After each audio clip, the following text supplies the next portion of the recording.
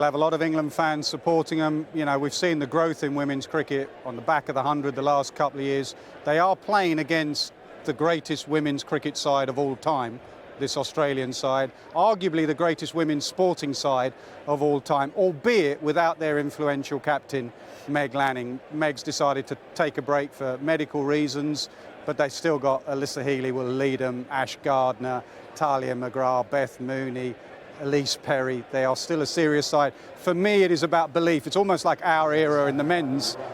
You're playing against one of the greatest sides of all time. Do you really believe you can beat them? Because they've travelled the world beating everyone. They've hammered you in Ashes. Do you really believe? The vibes coming out of the England camp from Heather Knight and Izzy Wong or whatever is that they do believe. It'll be fun watching. It's interesting that Nass lists all those great cricketers that Australia have in their team.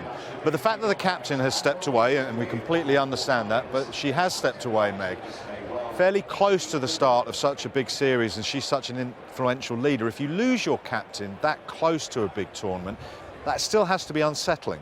You would think so. There have been very few great teams without significant people at the helm. You know, we've talked about the transformation of the England team, and that's really the power of leadership. So it may well be a very unsettling factor. But the players that Nasser mentioned there, this is a formidable side, and England will be challenged. Do you like the multi-format nature of it? I've always liked the multi-format nature of it. I've always thought of ways to try and bring elements of the game together.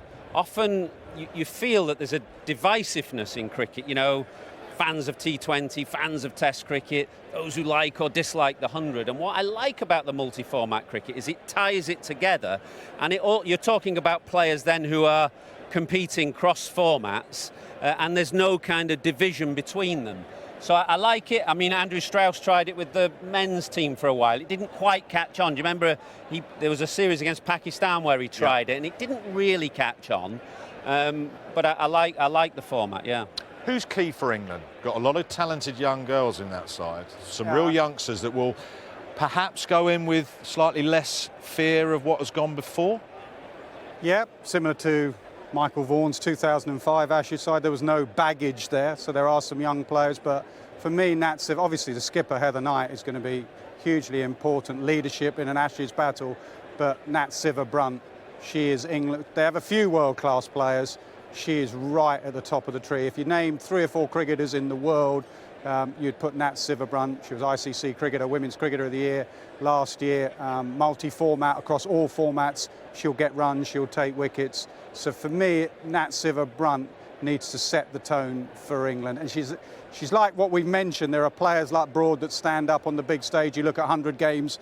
There was one here in a semi-final. She hit 4 sixes, 3 sixes. She didn't hit the 4th one. In big games, Nat Siver-Brunt is always up front and central, and she delivers. A lot of column inches given over to where the game is at, and some of it is pretty much doom and gloom. But when you talk about the men's Ashes, the women's Ashes, hopefully the weather set fair, we've got an exciting 8 weeks or so, haven't we? Well, it's going to be hectic. It's going to be brilliant for both the men's and the women's team. I know that the new leadership at the ECB, Richard Gould and Richard Thompson, want to try and get to a footfall of 4 million people in grounds eventually. I don't know what time factor they've set on that, but that's what they're aiming to do. We've got loads of great stadiums in England. There'll be more opportunity for kind of neutral games to get people in. But in terms of the next 8 weeks, I don't think you can beat an Ashes series for men or women.